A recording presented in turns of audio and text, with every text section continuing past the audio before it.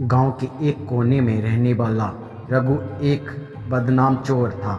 उसकी चालाकी और फुर्ती की वजह से कोई उसे पकड़ नहीं पाता था, लेकिन गांव वालों को उससे बहुत परेशानी थी। एक दिन उसने सुना कि बागेश्वर धाम में भारी संख्या में भक्त आते हैं और वहां लोग अपनी मनोकामना पूरी करने के लिए चढ़ावा चढ़ाते हैं। रघु के मन में लालच जागा। उसने सोचा, धाम में जाकर अगर मैं कुछ कीमती सामान चुरा लूं तो मेरा काम बन जाएगा। चोरी की योजना बनाई। रघु ने एक रात अपनी योजना बनाई। उसने सोचा कि आधी रात को धाम में जाऊंगा और जब कोई वहां नहीं होगा उसने काले कपड़े पहने और अपने औजार लेकर धाम की ओर चल पड़ा। धाम के मुख्य द्वार पर पहुंचकर उसने देखा कि सब कुछ शांत था। उससे लगा कि उसकी योजना कामयाब हो गई। धाम का चमत्कार देखिए, आगे आप हैरान रह जाएंगे। जैसे ही रघु मुख्य मंडप के पास पहुंचा और वहां रखे दान पात्र को खोलने की कोशिश की, अचानक उसकी नज़र बागेश्वर बालाजी की मूर्ति पर पड़ी। मूर्ति की आंखें उसे घूरती हुई प्रतीत हो रही थी।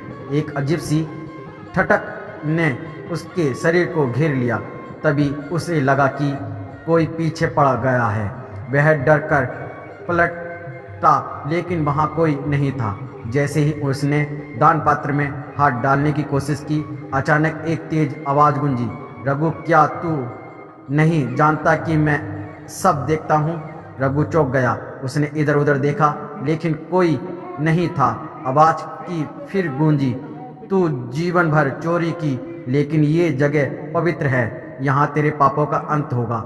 रघु सोचकर यहाँ घबरा गया। जी हाँ, आवाज़ आ रही थी, पश्चाताप। रघु डर के मारे कांपने लगा। उसने तुरंत दान पात्र से हाथ खींच लिया और हाथ जोड़कर बागेश्वर बालाजी से माफ़ी मांगने लगा। उसने कहा, हे प्रभु, मैं गलत हूँ। मैंने हमेशा दूसरों को नुकसान पहुँचाया है, लेकिन अब मैं अपनी ज़िंदगी बदलना चाहता हूँ। कृपया मुझे क्षमा करें। अचानक रघु के सामने एक साधु प्रकट हुए, सन्यासी बाबा। उन्होंने कहा, बालाजी ने तुझे माफ़ कर दिया है, लेकिन तुझे अपनी गलतियों को सुधारने के लिए मेहनत करनी होगी।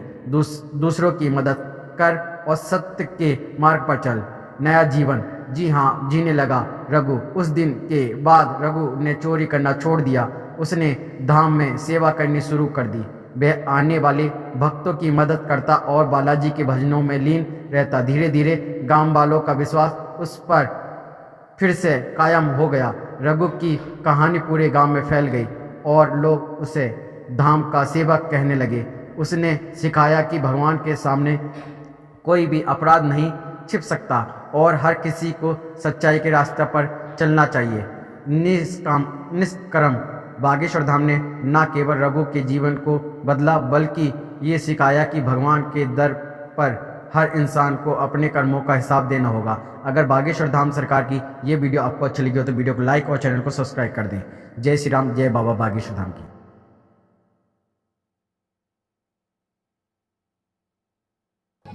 गांव के एक कोने में रहने वाला रघु एक बदनाम चोर था।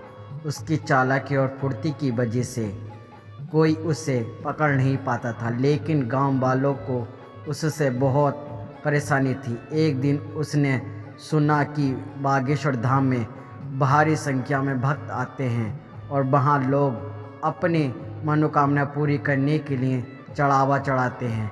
रघु के मन में लालच जागा। उसने सोचा, धाम में जाकर अगर मैं कुछ कीमती सामान चुरा लूं तो मेरा काम बन जाएगा। चोरी की योजना बनाई। रघु ने एक रात अपनी योजना बनाई।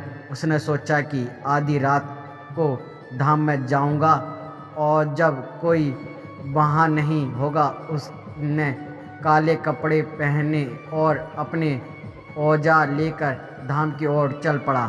धाम के मुख्य द्वार पर पहुंचकर उसने देखा कि सब कुछ शांत था। उससे लगा कि उसकी योजना कामयाब हो गई। धाम का चमत्कार देखिए, आगे आप हैरान रह जाएंगे। जैसे ही रघु मुख्य मंडप के पास पहुंचा और वहां रखे दान पात्र को खोलने की कोशिश की, अचानक उसकी नज़र बागेश्वर बालाजी की मूर्ति पर पड़ी। मूर्ति की आंखें उसे घूरती हुई प्रतीत हो रही थी। एक अजीब सी ठटक ने उसके शरीर को घेर लिया। तभी उसे लगा कि कोई पीछे पड़ गया है। वह डर कर पलटा, लेकिन वहाँ कोई नहीं था। जैसे ही उसने दान पात्र में हाथ डालने की कोशिश की, अचानक एक तेज आवाज़ गूंजी, रघु, क्या तू नहीं जानता कि मैं सब देखता हूँ? रघु चौंक गया। उसने इधर उधर देखा, लेकिन कोई नहीं था।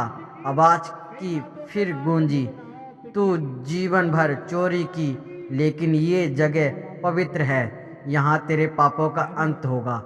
रघु सोचकर यहाँ घबरा गया। जी हाँ, आवाज़ आ रही थी, पश्चाताप। रघु डर के मारे कांपने लगा। उसने तुरंत दान पात्र से हाथ खींच लिया और हाथ जोड़कर बागेश्वर बालाजी से माफ़ी मांगने लगा। उसने कहा, हे प्रभु, मैं गलत हूँ। मैंने हमेशा दूसरों को नुकसान पहुँचाया है, लेकिन अब मैं अपनी ज़िंदगी बदलना चाहता हूँ। कृपया मुझे क्षमा करें। अचानक रघु के सामने एक साधु प्रकट हुए, सन्यासी बाबा। उन्होंने कहा, बालाजी ने तुझे माफ़ कर दिया है, लेकिन तुझे अपनी गलतियों को सुधारने के लिए मेहनत करनी होगी। दूसरों की मदद कर और सत्य के मार्ग पर चल।